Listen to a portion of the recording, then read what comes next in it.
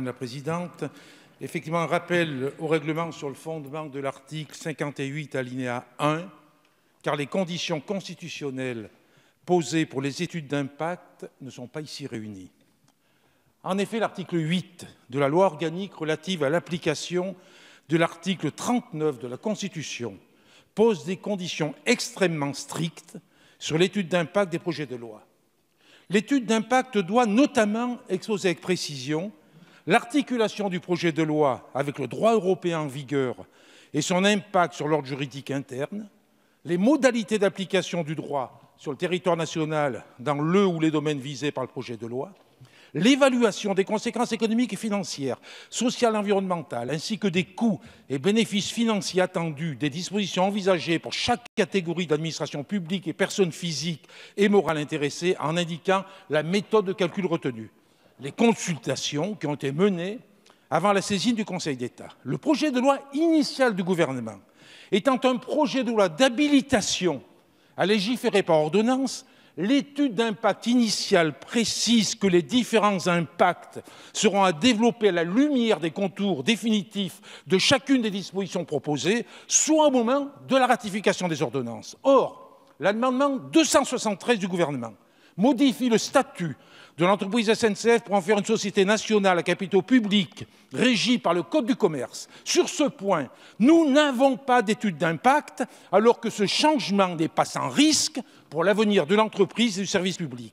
L'alinéa 47.1 de notre règlement, l'article 47.1 alinéa 1 de notre règlement prévoit que la conférence des présidents est compétente pour constater une éventuelle méconnaissance des conditions de présentation fixées par la loi organique relative à l'application de l'article 39 de la Constitution. Je demande donc la suspension de nos travaux jusqu'à la réunion de la conférence des présidents afin qu'elle constate que les règles fixées par la loi organique sont méconnues et qu'elle retire le projet de loi de l'ordre du jour en vertu de l'article 39, alinéa 4 de la Constitution.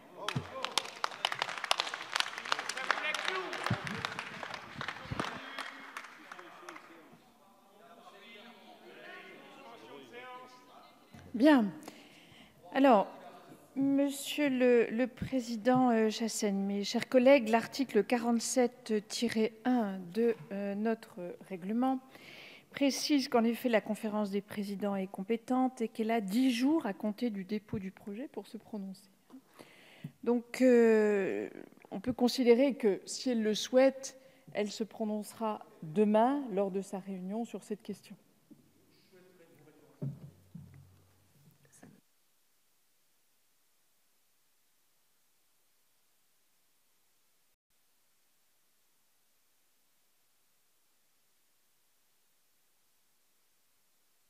Bon, Monsieur le Président Chassaigne, si vous souhaitez une suspension, elle est de droit sur cette question, mais le débat, le délai est fort clos.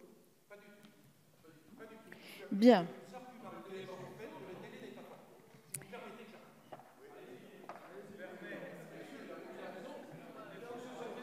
Alors. Donc, c'est formellement, Monsieur le Président Chassaigne, c'est formellement un nouveau rappel au règlement. Oui. Donc je souhaiterais que vous précisiez ce point. Bon, vous appuyez effectivement sur le délai de 10 jours à compter du dépôt du projet.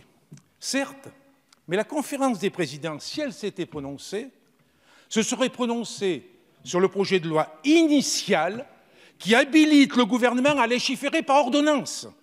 Je le rappelle, sur ce point, l'étude d'impact ne répond donc à aucune des conditions fixées par l'article 8 de la loi organique du 15 avril 2009 et pour cause, il s'agit par définition d'articles qui ne légifèrent pas. Rien donc, aucune évaluation des conséquences économiques, financières, sociales et environnementales sur la modification du statut de la SNCF dans l'amendement du gouvernement qui a été déposé il y a quelques heures seulement. Par exemple, sur l'obligation d'exposer les consultations qui ont été menées avant la saisine du Conseil d'État, l'étude d'impact précise, je cite, Écoutez bien, mes chers collègues, je cite, « Une concertation approfondie est en cours pour préparer les ordonnances avec les principales parties prenantes, notamment les représentants des voyageurs et des entreprises, les autorités organisatrices de transport, les organisations syndicales et patronales du secteur, ainsi que les opérateurs. Nous sommes donc hors des clous, convenez-en, Madame la Présidente. Nous sommes hors des clous sur toutes les conditions très strictes que j'ai déjà exposées. Nous ne pouvons continuer à bavasser comme si de rien n'était. Nous savons d'ores et déjà que nous discutons d'un projet de loi qui ne répond pas aux règles constitutionnelles élémentaires de l'article 39 de la Constitution. Cessons de nous ridiculiser. Il faut de suite cesser cette discussion afin que la conférence des présidents, seule compétente, j'insiste, seule compétente, constate que le dépôt de l'amendement 273 du gouvernement méconnaît les conditions fixées par la loi organique. Bien. Merci, monsieur le député. Alors, avant d'entamer la discussion, je voudrais rappeler qu'il n'y a pas d'étude d'impact sur les amendements, que le délai de 10 jours que j'évoquais porte bien sur le texte initial. Les dispositions réglementaires sont donc claires. Si vous souhaitez évoquer cette question en conférence des présidents, vous en aurez le loisir demain matin puisque nous siégeons. Elle est de droit, monsieur le député Chassaigne. La séance est suspendue pour 2 minutes. Non, non.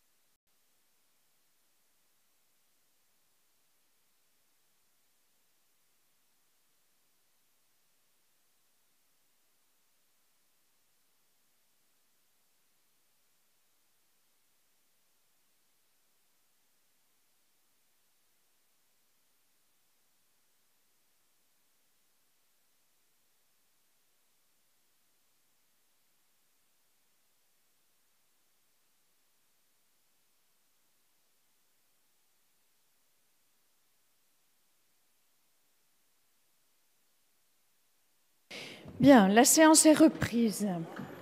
L'ordre du jour appelle la suite de la discussion.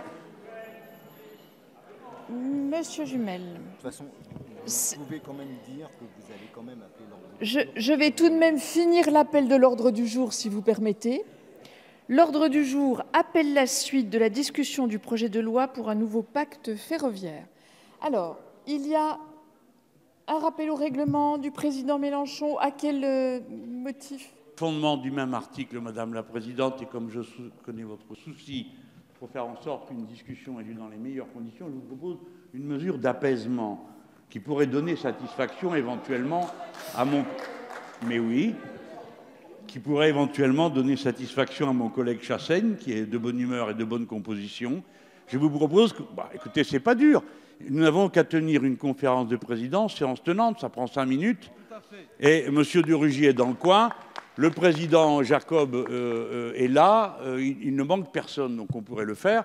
Et voilà qui réglerait notre divergence d'appréciation, parce que nous n'avons pas entendu de contre-argumentation après l'intervention du président Chassaigne. Vous avez donné une vision une vision, mais non, le président Chassaigne a raison de dire que les amendements qui viennent d'être introduits modifient la logique du texte. Voilà, je crois que c'est de bon sens ce que je vous propose. Bien. Merci, Monsieur le Président Mélenchon. Alors, la vision, c'est tout simplement l'article 9 de la loi organique que j'ai rappelé. Je voulais vous dire que seul le Président est habilité à convoquer la conférence des présidents et que nous avons demain matin à 10 h, puisque nous y siégeons, nous avons le plaisir d'y siéger ensemble, la conférence des présidents se réunira et se prononcera le cas échéant sur cette question.